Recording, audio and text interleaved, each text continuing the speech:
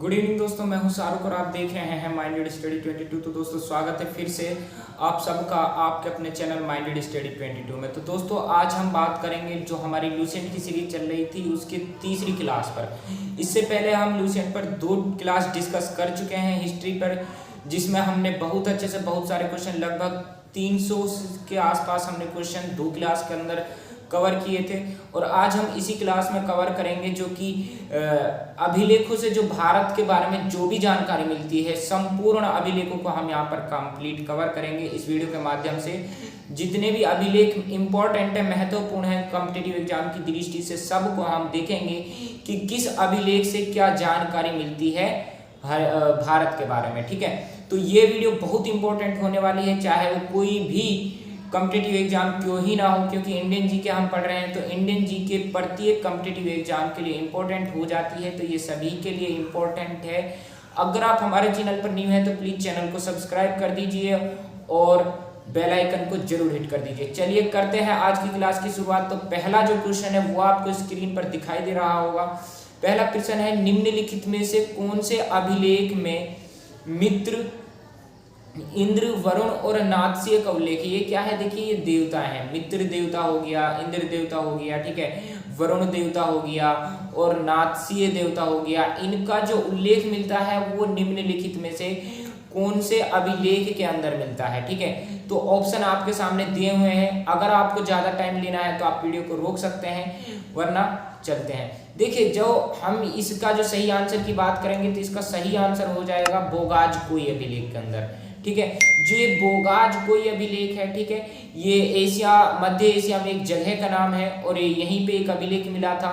ठीक है, तो बोगाज कोई अभिलेख जो है, इस बोगाज कोई अभिलेख में मित्र देवता का वर्णन मिलता है, इंद्र देवता का वर्णन मिलता है, वरुण देवता और नादसीय देवता का वर्णन मिलता है। इन चारों देवताओं का जो वर्णन मिलता है वो बाजकोई अभिलेख के अंदर मिलता है। चलिए बाजकोई अभिलेख के बारे में जान लेते हैं थोड़ा डिटेल से। ठीक है, जब बाजकोई अभिलेख की हम बात करते हैं, देखिए यहाँ पे इसकी अगर हम बात करें तो ये 400 ईसा पूर्व का अभिलेख है। कहाँ का है, 400 ईसा पूर्व का अभिलेख है। और कहाँ पे मिला था ये मिला था आपका मध्य एशिया में एक जगह का नाम है। किसका नाम है, मध्य एशिया में एक जगह का नाम है। ठीक है, और मध्य एशिया के उस जगह में, ठीक है, ये बोगाजकोई जो अभिलेख है ये 400 ईसा पूर्व का अभिलेख था। ठीक है, ये कौन सा 400 ईसा पूर्व का एक अभिलेख था। कहाँ पे है, मध्य एशिया में एक जगह का नाम है। जगह का नाम क्या है, जगह का नाम है बोगाजकोई। क्या है, बोगाजकोई जो है ये बोगाजकाई है। ठीक है, तो ये बोगाजकाई जो है मध्य एशिया में एक जगह का नाम है। यहीं पे एक अभिलेख मिलता है, कब मिलता है, 400 ईसा पूर्व। ठीक है, तो उस 400 ईसा पूर्व की जब हम बात करें तो 400 ईसा पूर्व में ही क्या मिल जाता है, वो अभिलेख मिलता है, बोगाजकाई अभिलेख। ठीक है, इसमें किसका वर्णन मिलता है, मित्र देवता का, इंद्र देवता का, वरुण देवता का, नादसीय देवता का, इन चारों देवता का वर्णन मिलता है। ठीक है, उसके बाद करें हम जो ये बोगाजकाई है, ये बोगाजकाई किसकी राजधानी है, हिट्टाइट राज्य की राजधानी है। किसकी राजधानी है, हिट्टाइट राज्य की राजधानी थी बोगाजकोई। ठीक है, किसकी, हिट्टाइट राज्य की राजधानी थी। ठीक है, अब इस अभिलेख में देखिए एक किसका वर्णन है, इस अभिलेख में देवताओं का वर्णन है, 4 देवताओं का वर्णन है। वे देवता कौन है वो मैंने आपको बता दिया।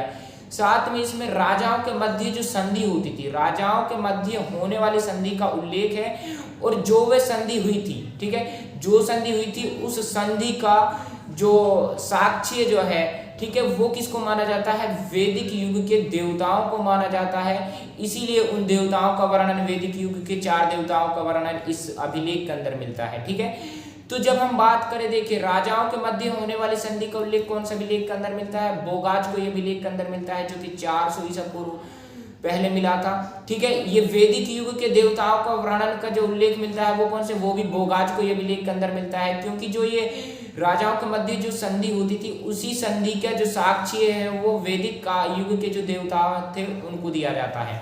ठीक है, उसके बाद हम बात करें 1960 की, तो 1960 में मिट्टी की पट्टी पर, ठीक है, मिट्टी की पट्टी पर वैदिक देवताओं का वर्णन मिलता है। वही बात है जो मैं आपको बता चुका हूं। तो बोगाजकाई अभिलेख के बारे में आप सबको पता चल गया है। ठीक है, तो ये सभी आपके याद भी हो गए होंगे, समझ में भी आ गया होगा बोगाज कोई अभिलेख कितना पुराना है, कहाँ पे है, ठीक है, बोगाज कोई जो जगह है ये कहाँ पे है, ये किसकी राजधानी है, ठीक है, ये सब चीजें आपको पता चल गया है। चलिए अब हम बात करते हैं प्रश्न नंबर 2 की। प्रश्न नंबर 2 की आपको जो स्क्रीन पर दिखाई दे रहा है, निम्नलिखित में से मध्य भारत में भागवत धर्म की हम बात करें तो मध्य भारत में भागवत धर्म के विकसित होने के प्रमाण कौन से ग्रंथ से मिलते हैं, ठीक है, या कौन से अभिलेख से मिलते हैं, ठीक है, ये टाइपिंग मिस्टेक है, कौन से अभिलेख से मिलते हैं ये आपको बताना है।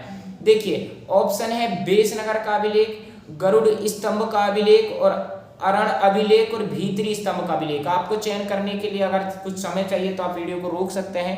मैं इसका सही आंसर आपको बता देता हूं। इसका जो सही आंसर है वो ए इसका सही आंसर हो जाएगा, ठीक है, क्योंकि जो बेसनगर का जो अभिलेख है, ठीक है, बेसनगर का अभिलेख में क्या हुआ है, बेसनगर के जब हम अभिलेख की बात करते हैं, पहली बात तो ये 200 ईसा पूर्व पुराना है। कितना पुराना है, 200 ईसा पूर्व पुराना है। और जो भागवत जो धर्म है, ठीक है, भागवत धर्म के विकसित होने के प्रमाण मिलते हैं किसके अंदर, ये बेसनगर के अभिलेख के अंदर मिलते हैं, ठीक है, किसके अंदर मिलते हैं, बेसनगर के अभिलेख के अंदर मिलते हैं। देखिए बेसनगर का जो अभिलेख है, बेसनगर का अभिलेख कितना साल पुराना है, 200 ईसा पूर्व पुराना है, 200 ईसा पूर्व, ठीक है।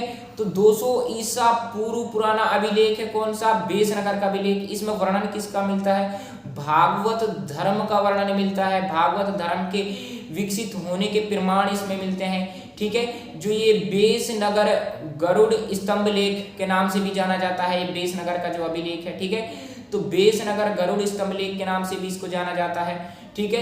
एक यमन राजदूत है जिसका नाम है होलियोडोरस, क्या है, यमन राजदूत होलियोडोरस का ये अभिलेख है, ठीक है, क्या है, यमन राजदूत होलियोडोरस। यमन राजदूत होलियोडोरस ने क्या था, इस बेसनगर अभिलेख का जो निर्माण है वो करवाया था, किसकी वजह से करवाया था, देखिए देवाधिदेव वासुदेव की प्रतिष्ठा में जो बेसनगर का अभिलेख है इसका निर्माण किसने करवाया था, यवन राजदूत होलियोडोरस ने करवाया था। किसने करवाया था, जो यवन राजदूत है ना, यवन राजदूत कौन है, होलियोडोरस हो जाएगा। इस यवन राजदूत होलियोडोरस ने किसकी याद में, देवाधिदेव वासुदेव। अब देवाधिदेव का मतलब क्या होता है, जो देवों का देव होता है, ठीक है, तो देवाधिदेव वासुदेव की प्रतिष्ठा में क्या करवाया था, ये 200 ईसा पूर्व यमन के राजदूत होलियोडोरस ने बेसनगर के अभिलेख का निर्माण करवाया था, ठीक है। और इस बेसनगर अभिलेख में किसका उल्लेख मिलता है, जो भागवत जो धर्म है, इस भागवत धर्म के विकसित होने का जो प्रमाण है वो मिलता है, ठीक है। तो जो प्रश्न नंबर 2 है ये आपके समझ में भी आ गया है और याद भी हो गया है, ठीक है। चलिए अब हम बात करते हैं प्रश्न नंबर 3 पर। अगले प्रश्न की बात करते हैं जो कि आपको स्क्रीन पर दिखाई दे रहा होगा। निम्नलिखित में से सर्वप्रथम भारतवर्ष का जिक्र कौन से अभिलेख में मिला था, ठीक है, यहाँ पे क्वेश्चन मार्क है, टाइपिंग मिस्टेक है, इन चीजों को थोड़ा इग्नोर करिएगा। देखिए जो हम निम्नलिखित में से सर्वप्रथम की अगर बात करें, सर्वप्रथम भारतवर्ष का जिक्र कौन से अभिलेख में मिलता है। भारतवर्ष की बात हम करें तो आपको मैंने जो पहली जो क्लास थी, ठीक है, इंडियन जीके की जो पहली क्लास थी उसके अंदर मैंने आपको बताया था भारतवर्ष के बारे में, ठीक है। तो अगर आपने पहली क्लास नहीं देखी है तो आप पहली क्लास को देखिए, तभी आपको अच्छे से समझ में आएगा। अब वो चीजें मैं यहाँ पे दोबारा से नहीं बताऊंगा, ठीक है, तो क्योंकि वो मैं आपको पहले अच्छे से बता चुका हूँ, याद भी करवा चुका हूँ, ठीक है। तो भारतवर्ष की हम बात करें, इस भारतवर्ष का जो जिक्र है वो सबसे पहले कौन से अभिलेख में मिलता है, देखिए इसका जो सही आंसर हो जाएगा वो हो जाएगा हाथी गुम्फा अभिलेख में। कौन से अभिलेख में, हाथी गुम्फा अभिलेख में इसका वर्णन मिलता है। अब जब हम हाथी गुम्फा अभिलेख की बात करें, हाथी गुम्फा अभिलेख की जब बात करेंगे तो ये देखिए उड़ीसा में पड़ेगा। उड़ीसा की राजधानी क्या, एक मिनट, ये टाइपिंग थोड़ी सी टेक्निकल इशू है, कोई नहीं। देखिए जब हम उड़ीसा की बात करें तो उड़ीसा की राजधानी क्या है, उड़ीसा की राजधानी भुवनेश्वर हो जाएगी। और इसी भुवनेश्वर से 3 किलोमीटर दूरी पर क्या है, उदयगिरी की पहाड़ी है, ठीक है। जो उड़ीसा की राजधानी क्या है, उड़ीसा की राजधानी उदयगिरी है। और इस उदयगिरी से 3 किलोमीटर दूरी पर कौन सी पहाड़ियां हैं, उदयगिरी की पहाड़ियां हैं, ठीक है। इस उदयगिरी की पहाड़ी के अंदर क्या है, एक गुफा है, क्या है, एक गुफा है। और उस गुफा के अंदर क्या है, एक शिलालेख है, जिसको हम किस नाम से जाने जाते हैं, किस नाम से जानते हैं, हाथी गुम्फा, हाथी लिख देता हूं मैं यहाँ पे, हाथी गुम्फा के नाम से जानते हैं। किसके नाम से जानते हैं? हाथी गुम्फा के नाम से जानते हैं, ठीक है, हाथी गुम्फा के नाम से जानते हैं। तो इस हाथी गुम्फा के अंदर जो भारतवर्ष जो शब्द है, इस भारतवर्ष का सर्वप्रथम उल्लेख मिलता है, ठीक है। अगर क्वेश्चन आ जाए सर्वप्रथम भारतवर्ष का जो जिक्र है वो कौन से अभिलेख में मिलता है, वो हाथी गुम्फा अभिलेख में मिलता है, जो कि उड़ीसा की राजधानी भुवनेश्वर की उदयगिरी की पहाड़ियों में पड़ता है, ठीक है। अब जब हम बात करें हाथी गुम्फा की, ठीक है, तो ये जो हाथी गुम्फा है इसमें भारतवर्ष का वर्णन मिलता है, भारतवर्ष का उल्लेख मिलता है। या फिर ऐसा पूछ सकता है कि वो कौन सा शिलालेख है जिसके अंदर भारतवर्ष का सर्वप्रथम जिक्र किया गया था, तो वो भी आपका हाथी गुम्फा ही हो जाएगा। अभिलेख बोल दीजिए या शिलालेख बोल दीजिए, आपको यही चयन करना है, ठीक है।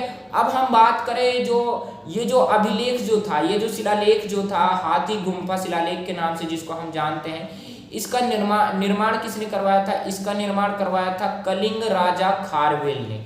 किसने करवाया था? कलिंग राजा खारवेल ने इस अभिलेख का निर्माण करवाया था। और कलिंग राजा खारवेल की अगर हम बात करें तो ये जैन धर्म के अनुयायी थे। अब जब हम कलिंग की बात करते हैं तो जो उड़ीसा जो है इसको प्राचीन समय में कलिंग नाम से जाना जाता था, ये तो आप सभी को पता ही है। तो अब देखिए जब हम किसकी बात कर रहे हैं, हाथी गुम्फा की बात कर रहे हैं, तो हाथी गुम्फा नामक शिलालेख कहाँ पर पड़ता है? उड़ीसा राज्य के अंदर पड़ता है। उड़ीसा राज्य में कहाँ पर पड़ता है? भुवनेश्वर जो उड़ीसा की राजधानी है इससे 3 किलोमीटर दूरी पर उदयगिरी की पहाड़ियों के अंदर पड़ता है। इस पहाड़ी में एक गुफा है, उस गुफा के अंदर एक शिलालेख है, उसी शिलालेख को हम हाथी गुम्फा शिलालेख के नाम से जानते हैं। और इस हाथी गुम्फा शिलालेख का निर्माण किसने करवाया था? कलिंग राजा खारवेल ने करवाया था। किसने करवाया था? कलिंग राजा खारवेल ने करवाया था, ठीक है। ये सभी आपको पता होना चाहिए। इसमें उल्लेख किसका है? सर्वप्रथम भारतवर्ष का उल्लेख है, जो ये हाथी गुम्फा शिलालेख है इसमें। अब देखिए जो ये कलिंग राजा खारवेल है, कलिंग राजा खारवेल जब राजा बन गया था तो राजा बनने के बाद इसने 2 उपाधि धारण की थी। वो 2 उपाधि कौन कौन सी है ये भी कई बार कॉम्पिटिटिव एग्जाम में पूछी जा चुकी है।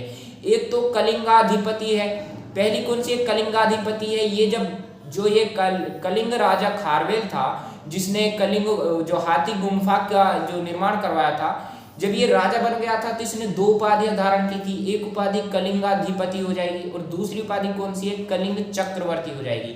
कौन सी है? कलिंग चक्रवर्ती हो जाएगी। ये जो दोनों उपाधियां हैं ये कलिंग राजा खारवेल ने राजा बनने के बाद में धारण की थी, ठीक है। तो कलिंग चक्रवर्ती की उपाधि किसने धारण की? कलिंग राजा खारवेल ने धारण की। या कलिंगाधिपति की उपाधि किसने धारण की? ये भी किसने की थी? कलिंग राजा खारवेल ने की थी। कब की थी? राजा बनने के बाद में की थी। कलिंग राजा खारवेल कौन से धर्म के अनुयायी हैं? जैन धर्म के अनुयायी हो जाएंगे, ठीक है। और इसने कौन से शिलालेख का निर्माण करवाया था? हाथी गुम्फा शिलालेख का निर्माण करवाया था। हाथी गुम्फा शिलालेख कहाँ पे है? उदयगिरी की पहाड़ियों में है। उदयगिरी की पहाड़ी कहाँ पे है?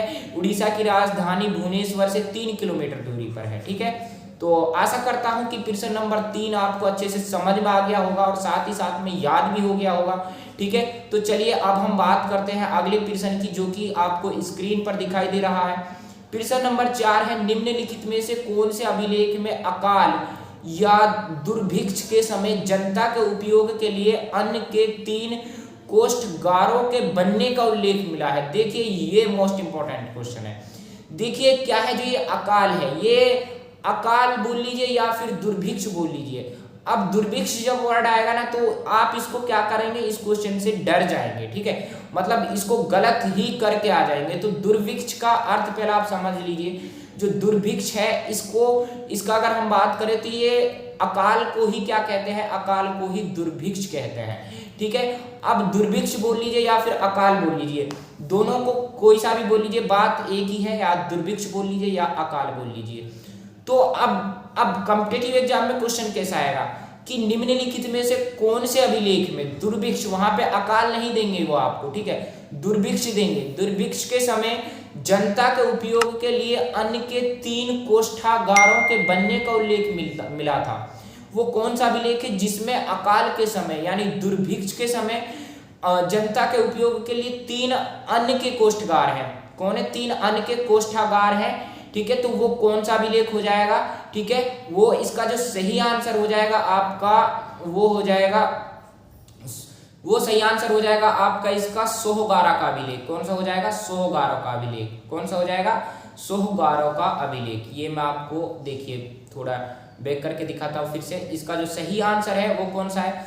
ऑप्शन ए, जो ऑप्शन बी है इसका वो सही आंसर हो जाएगा, क्योंकि जो सोहगोरा को जो अभिलेख है, सोहगोरा के अभिलेख के अंदर क्या है, ये 3 अन्य कोष्ठगारों का उल्लेख मिला है। कितने? 3 अन्य कोष्ठगारों का उल्लेख मिला है। ठीक है, तो कोष्ठगारों का उल्लेख क्यों मिला है कि भाई अकाल के समय, ठीक है, अकाल के समय में या फिर जो जनता के उपयोग के लिए अन्न की बात आती है। देखिए जब अकाल पड़ता है तो अन्न की बहुत बारी मतलब समस्या आ जाती है, लोगों को परेशानी हो जाती है, लोग भूखमरी आ जाती है। तो इसलिए जो ये अभिलेख जो है सोहगोरा का जो अभिलेख है, इस अभिलेख में अन्न के 3 कोष्ठगारों के बनने का उल्लेख मिला है दुर्भिक्ष के समय में, जिनको जनता के उपयोग के लिए। ठीक है, तो ये जो क्वेश्चन है ये तो आपके समझ में आ गया है। अब हम जो गोरा का अभिलेख है इसके बारे में जानते हैं। इसमें किसका वर्णन है ये तो आपको पता चल गया है। अब जो ये सोहगोरा है, सोहगोरा की हम बात करें तो सोहगोरा देखिए ये जो उत्तर प्रदेश का गोरखपुर जिला है, गोरखपुर जिले के अंदर पड़ेगा। ठीक है, सोहगोरा कहाँ पे पड़ेगा? सोहगोरा आपका पड़ेगा उत्तर प्रदेश के गोरखपुर जिले के अंदर। कहाँ पे पड़ेगा? उत्तर प्रदेश के गोरखपुर जिले के अंदर पड़ेगा आपका सोहगोरा अभिलेख। ये सोहगोरा दरअसल में एक जगह का नाम है और यहीं पे ये अभिलेख मिला था, तो इसीलिए इसको सोहगोरा का अभिलेख कहा जाता है। उत्तर प्रदेश में है और राप्ती नदी के किनारे पर है। कौन सी नदी के किनारे पर है? राप्ती नदी के किनारे पर कौन सा अभिलेख है? सोहगोरा का अभिलेख है। ठीक है, अगर हम इस सोहगोरा के अभिलेख की बात करें तो सोहगोरा के अभिलेख की जो भाषा है वो प्राकृत भाषा है। कौन सी भाषा है? प्राकृत भाषा है। लिपि की अगर हम बात करें तो कौन सी लिपि है? ब्राह्मी लिपि हो जाएगी। समय की बात हम करें तो 3री शताब्दी ईसा पूर्व हो जाएगा। समय कितना है? 3री शताब्दी ईसा पूर्व के समय का अभिलेख है। ठीक है, वर्णन की अगर हम बात करें तो वर्णन है इसका अकाल। ये देखिए टाइपिंग मिस्टेक है। अकाल या दुर्भिक्ष के समय, ठीक है, अकाल या दुर्भिक्ष के समय जनता के उपयोग के लिए अन्न के 3 कोष्ठगारों के बनने का जो वर्णन है वो सोहगोरा के अभिलेख के अंदर मिला है। कौन सा अभिलेख के अंदर? सोहगोरा के अभिलेख के अंदर मिला है। सोहगोरा नामक जगह कहाँ पर पड़ती है? ये उत्तर प्रदेश के गोरखपुर जिले में पड़ती है। कहाँ पड़ती है? उत्तर प्रदेश के गोरखपुर जिले के अंदर पड़ती है। ये सारे फैक्ट्स आपको पता होना चाहिए। और कॉम्पिटिटिव एग्जाम की दृष्टि से इंडिया के अंदर कोई भी कॉम्पिटिटिव एग्जाम होता है सभी के लिए ये इंपॉर्टेंट है, सभी के लिए मोस्ट इंपॉर्टेंट है, चाहे वो स्टेट लेवल का हो या फिर सेंट्रल लेवल का हो या फिर कोई भी A grade, B grade, C grade, D grade, किसी भी ग्रेड का कोई भी कॉम्पिटिटिव एग्जाम हो सभी के लिए इंपॉर्टेंट है। और इस पे आप स्टार लगा लीजिएगा। इसी तरीके के क्वेश्चन पूछे जाते हैं कि सोहगोरा का अभिलेख के अंदर किस चीज का वर्णन है, किसका उल्लेख किया गया है। उल्लेख की हम बात करें तो अन्न के 3 कोष्ठगारों का उल्लेख किया गया है जो कि जनता के उपयोग के लिए दुर्भिक्ष के समय में का कौन सी समय का अभिलेख है? 3री शताब्दी ईसा पूर्व की समय का अभिलेख है। कौन सी भाषा में है? प्राकृत भाषा में है। लिपि कौन सी हो जाएगी? ब्राह्मी लिपि हो जाएगी। और जगह कौन सी हो जाएगी? गोरखपुर उत्तर प्रदेश हो जाएगी। नदी कौन सी हो जाएगी? राप्ती नदी के किनारे है। ठीक है, तो ये आपके सारे फैक्ट्स आपके याद हो गए होंगे। चलिए अब हम बात करते हैं अगले प्रश्न की। प्रश्न नंबर 5 जो कि आपके स्क्रीन पर दिखाई दे रहा है। प्रश्न नंबर 5 है, निम्नलिखित में से किस अभिलेख में हूणों के आक्रमण का उल्लेख मिलता है? जो हूणों का जो आक्रमण है, हूणों के आक्रमण का उल्लेख कौन से अभिलेख में मिलता है? इसका जो सही जो आंसर हो जाएगा, सही आंसर की हम बात करें तो देखिए हूणों की हम बात करें तो हूणों का जो उल्लेख जो मिलेगा आपको वो कौन से अभिलेख के अंदर मिलेगा? वो भीतरी अभिलेख के अंदर मिलेगा। कौन से? भीतरी स्तंभ अभिलेख के अंदर मिलेगा। देखिए कौन से अभिलेख के अंदर मिलेगा? भीतरी स्तंभ अभिलेख के अंदर मिलेगा। अब जो ये भीतरी स्तंभ अभिलेख है, भीतरी स्तंभ अभिलेख की जब हम बात करें तो हूण जो है, हूणों के आक्रमण जो हूणों ने जो भारत पर आक्रमण किया था, ठीक है, हूणों के भारत पर आक्रमण के जो उल्लेख मिलता है वो कौन सा अभिलेख में मिलेगा? भीतरी स्तंभ लेख में मिलेगा। अब हम भीतरी स्तंभ अभिलेख के बारे में जान लेते हैं। ये भीतरी स्तंभ अभिलेख कौन सा है? देखिए भीतरी अभिलेख की जब हम बात करें तो भीतरी दरअसल में एक जगह का नाम है, एक गांव का नाम है। और ये भीतरी गांव कहाँ पे पड़ता है? ये यूपी के गाजीपुर जिले में पड़ता है। कौन से में? यूपी के गाजीपुर जिले में पड़ेगा। उत्तर प्रदेश का जिला गाजीपुर है और इसी गाजीपुर जिले के अंदर भीतरी गांव है। और इसी भीतरी गांव के गांव में एक अभिलेख मिला था जिसको भीतरी गांव का अभिलेख के नाम से जाना जाता है। और इसी अभिलेख के अंदर हूणों ने जो भारत पर आक्रमण किया था उसका वर्णन है, और पुष्पमित्रों ने, ठीक है, पुष्पमित्रों और हूणों ने जो भारत पर आक्रमण किया था गुप्त साम्राज्य के समय में, उसका जो वर्णन है वो कौन से अभिलेख में मिलता है? भीतरी गांव भीतरी स्तंभ अभिलेख के अंदर मिलता है। ये भीतरी गांव कहाँ है? यूपी के गाजीपुर जिले में पड़ जाएगा। भीतरी अभिलेख की हम बात करें तो ये कौन सी भाषा में है? ये संस्कृत भाषा में है, ठीक है। तो ये सारी चीजें आपको पता होनी चाहिए इस अभिलेख के बारे में, भीतरी स्तंभ अभिलेख के बारे में। जो इसका सही आंसर है वो सही आंसर इसका क्या हो जाएगा? भीतरी स्तंभ अभिलेख हो जाएगा, क्योंकि हूणों का जो वर्णन जो मिलता है वो कौन सा अभिलेख में मिलता है? भीतरी स्तंभ लेख के अंदर मिलता है, ठीक है।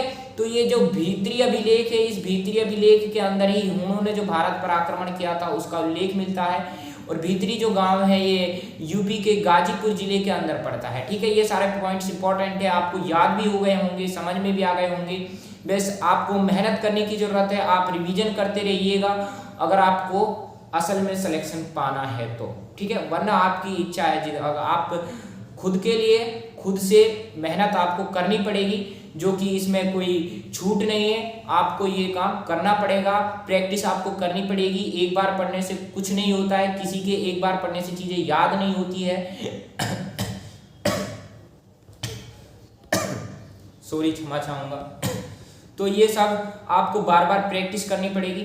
चलिए अब हम बात करते हैं प्रश्न नंबर 6 की। तो प्रश्न नंबर 6 की अगर हम बात करें तो जो कि स्क्रीन पर आपको दिखाई दे रहा होगा, निम्नलिखित में से किस अभिलेख में सर्वप्रथम सती प्रथा के होने का लिखित प्रमाण मिला है, ठीक है।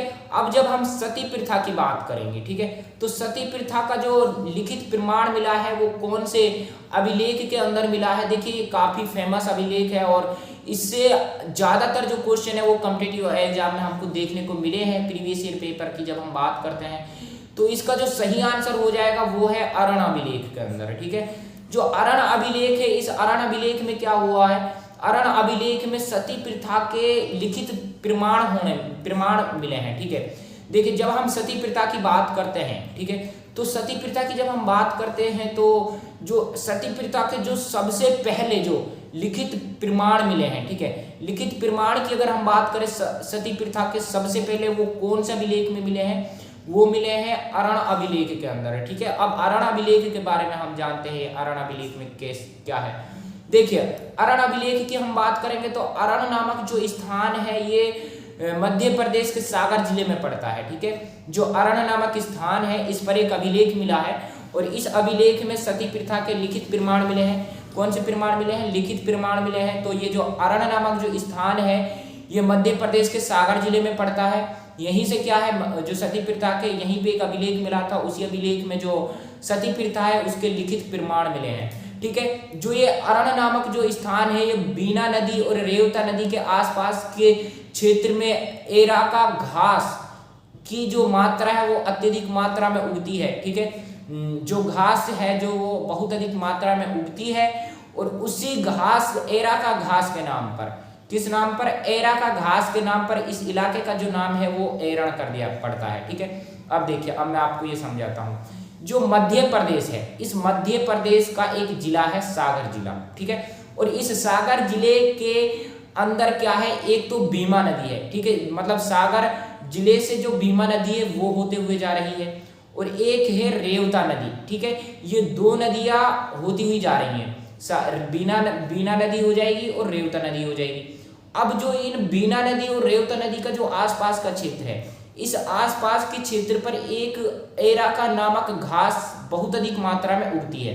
अब जो ये एराका नामक घास जो है ये अधिक मात्रा में उगती है कहाँ पे? बीना नदी और रेवता नदी के आसपास। और इसी एराका घास के नाम पर जो ये क्षेत्र था उसका नाम कर दिया एरण क्षेत्र। और इसी एरण क्षेत्र से क्या है? एरण स्थान से कौन सा अभिलेख मिला है? एरण अभिलेख मिला। यहाँ पे एक अभिलेख मिला था जिसको एरण अभिलेख के नाम से जानते हैं और इस एरण अभिलेख को हम भानुगुप्त का अभिलेख भी कहते हैं, क्योंकि जो इस अभिलेख का जो निर्माण करवाया था वो किसने करवाया था? भानुगुप्त ने करवाया था। किसने करवाया था? भानुगुप्त ने करवाया था। अब ये भानुगुप्त कौन है? भानुगुप्त के बारे में जान लेते हैं। देखिए प्राचीन शासक भानुगुप्त का एक मंत्री था, वो कौन था? गोपराज था। और ये जब युद्ध हो रहा था तो जो ये भानुगुप्त का जो मंत्री था गोपराज, ये क्या हो जाता है, युद्ध में वीरगति प्राप्ति हो जाता है। अब वीरगति प्राप्ति की वजह से जो इसकी पत्नी होती है, जो गोपराज की जो पत्नी होती है, ठीक है, उसकी सती हो रही होती है, ठीक है। जो वीरगति प्राप्ति के बाद जो इसकी पत्नी, जो गोपराज की जो पत्नी थी, उसकी क्या होती है, सती होती है। और इसी सती का क्या है, उल्लेख मिलता है किसके अंदर, एरण अभिलेख के अंदर। और ये जो कहानी है ये कौन सी, कितनी पुरानी है, 510 ईस्वी का अभिलेख था ये, ठीक है। तो 510 ईस्वी का अभिलेख है। तो 510 ईस्वी में क्या हुआ था, भानुगुप्त का मंत्री था गोपराज, और इसी गोपराज को युद्ध में वीरगति प्राप्त हो गई थी। वीरगति प्राप्ति की वजह से इसकी जो पत्नी थी उसको क्या हो गया था, उसकी सती होने जा रही थी। जब उसकी सती हो गई थी तो उसकी सती का जो उल्लेख मिलता है वो एरण अभिलेख के अंदर मिलता है, ठीक है। तो ये आपको पता होनी चाहिए। इसीलिए जो सती होने का सबसे सर्वप्रथम जो प्रमाण है वो कहाँ पे मिलता है, वो 510 ईस्वी में कौन सा अभिलेख के अंदर मिलता है, लिखित जो प्रमाण है वो कौन सा अभिलेख के अंदर मिलेगा, वो एरण अभिलेख के अंदर मिलेगा। और एरण अभिलेख की हम बात करें, एरण नामक स्थान की बात करें, मध्य प्रदेश के सागर जिले में पड़ता है। ये सारी चीजें मैंने आपको बता दी हैं, जो कि आपको याद भी हो गई होंगी और आपको समझ में भी अच्छे से आ गई है, ठीक है। तो चलिए अब हम बात करते हैं अगले प्रश्न की। देखिए अब हम बात करते हैं, जो हमारा अगला प्रश्न है वो स्क्रीन पर आपको दिखाई दे रहा होगा। अगला प्रश्न क्या है कि निम्नलिखित में से किस अभिलेख में रेशम बुनकर की श्रेणियों की जानकारी मिलती है, ठीक है। रेशम बुनकर की हम बात करेंगे तो रेशम बुनकर की श्रेणियों की जानकारी कौन से अभिलेख से मिलती है। सबसे पहले ये जानकारी आपको मिलेगी मंदसौर अभिलेख से। कौन सा अभिलेख से, मंदसौर अभिलेख से मिलेगी कौन सी, रेशम बुनकर की श्रेणियों की जानकारी, ठीक है। रेशम बुनकर की श्रेणियों की जानकारी सबसे पहले कौन से अभिलेख के अंदर मिलेगी, मंदसौर अभिलेख के अंदर मिलेगी। मंदसौर अभिलेख के बारे में जानते हैं। देखिए जो मंदसौर अभिलेख है, मंदसौर दरअसल में एक जिला का नाम है, ये जिला भी मध्य प्रदेश के अंदर पड़ता है, ठीक है। तो मध्य प्रदेश के अंदर मंदसौर जिला पड़ रहा है। इसी जिले के अंदर मंदसौर नामक स्थान पर क्या है, एक अभिलेख मिला था, ठीक है। उसी अभिलेख को मंदसौर अभिलेख के नाम से जानते हैं। और इस मंदसौर अभिलेख में क्या है, बुनकर रेशम की श्रेणियों की जानकारी मिली है। किसकी, रेशम बुनकर की श्रेणियों की जानकारी मिलती है इसी अभिलेख के अंदर। ये कौन सी शताब्दी का अभिलेख है, कौन सी समय का अभिलेख है, ये है 532 ईस्वी का अभिलेख है, ठीक है। भाषा की हम बात करें, मंदसौर अभिलेख की भाषा संस्कृत हो जाएगी। लिपि की हम बात करेंगे तो गुप्त लिपि हो जाएगी, ठीक है। तो मंदसौर अभिलेख की जब हम बात करें, पहली बात तो इसमें उल्लेख किसका है ये इंपॉर्टेंट है। उल्लेख की हम बात करें तो बुनकर रेशम की श्रेणियों की जानकारी इसके अंदर मिलती है। कौन सा मंदसौर जिला कौन से राज्य के अंदर है, मध्य प्रदेश के अंदर है। कौन से समय का अभिलेख है, 532 ईस्वी के समय का अभिलेख है। भाषा कौन सी है, भाषा संस्कृत हो जाएगी। लिपि की हम बात करें तो लिपि इसकी गुप्त लिपि हो जाएगी, ठीक है। ये चारों पांचों जो फैक्ट्स हैं, चारों पांचों आपके दिमाग में होने चाहिए जब भी मंदसौर जिले की हम बात करते हैं। तो ये जो सातवां जो क्वेश्चन है ये आपके समझ में आ गया होगा अच्छे से, और आपको याद भी हो गया होगा, ठीक है। और आप ये जो वीडियो है एक बार समझ नहीं आती है तो दोबारा देख लीजिएगा, ठीक है। रिवीजन आपको करना बहुत जरूरी है, तो बीच बीच में आप रिवीजन करते रहिएगा। तभी क्या है कि आप कम पढ़िए लेकिन जितना पढ़ना है उसका रिवीजन जरूर करना है, ठीक है, ताकि आपका जो सिलेक्शन है वो बहुत जल्द ही और बहुत अच्छी प्रिपरेशन के साथ बहुत ही कम समय में आप अपना जो सिलेक्शन है वो करा लेते हैं। चलते हैं अब बात हम करते हैं अगले प्रश्न की।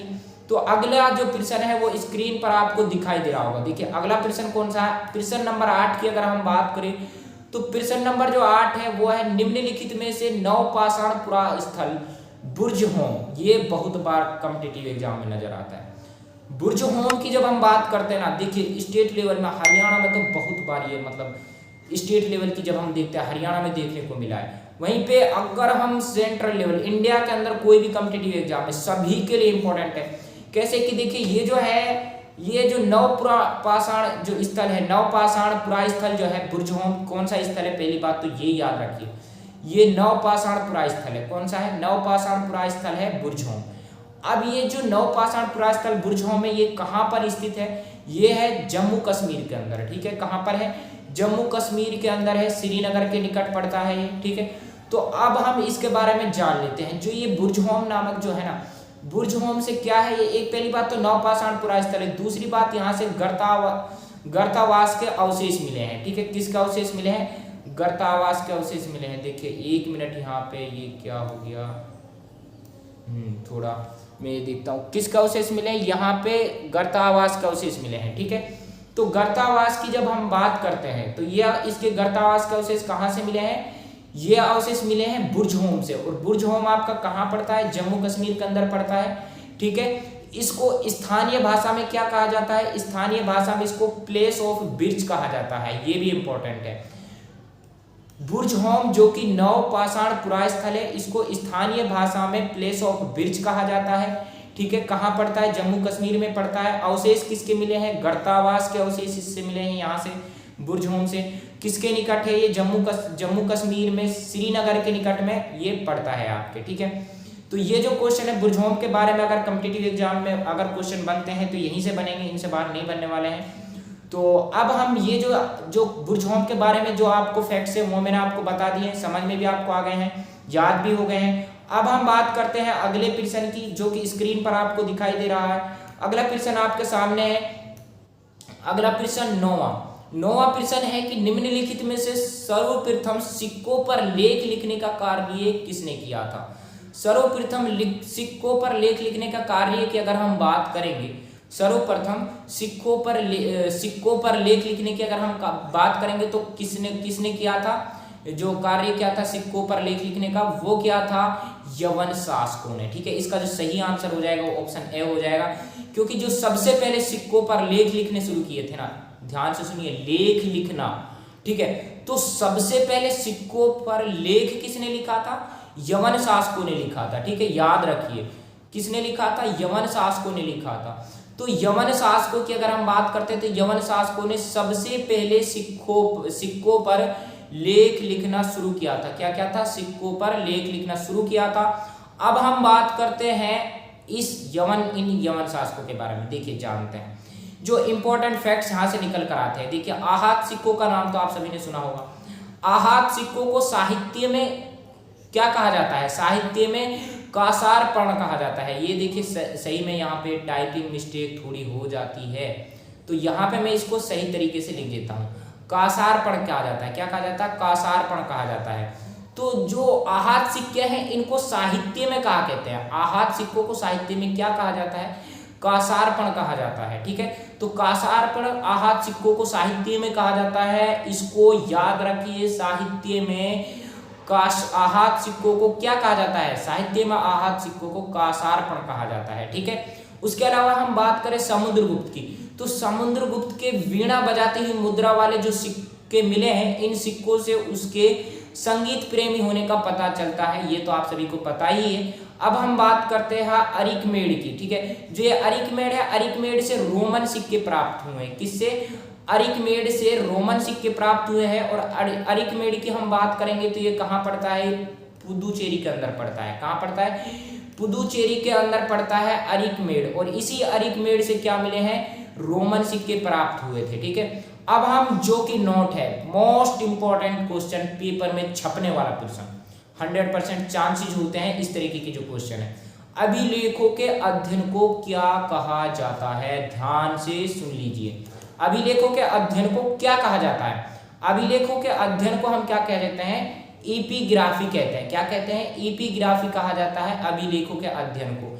ये जो इस तरीके के जो क्वेश्चन होते हैं ना, ये ही कॉम्पिटिटिव एग्जाम में छपते हैं। ठीक है, तो इनको नोट करिए आप। ठीक है, बार बार इनको पढ़िए, ये आपके दिमाग में होने चाहिए, जबान पे होने चाहिए आपके। ठीक है, तो अभिलेख के अध्ययन की जब हम बात करेंगे तो अभिलेखों के अध्ययन को क्या कहा जाता है? एपिग्राफी कहते हैं। क्या कहते हैं? एपिग्राफी कहा जाता है अभिलेखों के अध्ययन को।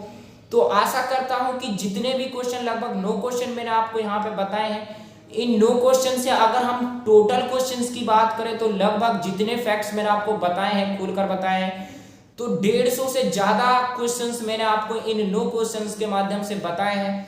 तो ये वीडियो आपको पसंद आई होगी और आपके समझ में भी आनी चाहिए और आपको याद तो पक्का हो गया होगा। मैं आशा करता हूं कि आपको सभी को याद हो गया होगा, लेकिन आपको रिवीजन करना पड़ेगा। अगर आप हमारे चैनल पर न्यू थे तो प्लीज चैनल को सब्सक्राइब करना बिल्कुल मत भूलिएगा।